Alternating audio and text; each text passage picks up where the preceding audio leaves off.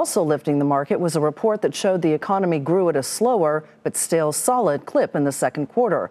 So where did the strength come from? Well, as with most things related to this economy, it's complicated. Steve Liesman explains.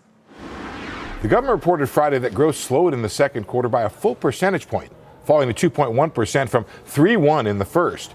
But the economy did grow slightly more than Wall Street had expected as consumer spending did its best to offset a slowdown on the business side. Rather than focus on that slowing, many economists chose to see the number as a reversion back to a more normal growth rate for the economy. The strength in the first quarter was really the exception. Weak consumer spending in the first quarter gave way to explosive 4.3% spending growth in the second, the best number since the end of 2017. And government spending, depressed by that shutdown in the first quarter, it rebounded to register the biggest quarterly gain since the financial crisis. On the other hand, strong first quarter business spending and inventory growth, well, they turned into negative numbers in the second quarter. Trade also dragged on GDP.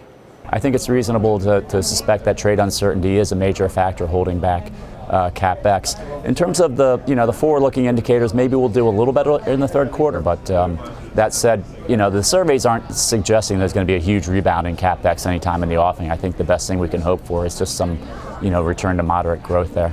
So what does growth in the quarter ending in June tell us about how we're growing now? It's a solid number. Obviously, the inventory piece just creates a little bit of volatility, and the investment numbers are a disappointment, but not a surprise. But overall, we see strong consumers. Moderate growth would actually be welcome, given that many began 2019 forecasting a recession this year or next. Right now, growth is slowing, but it's not exactly slow.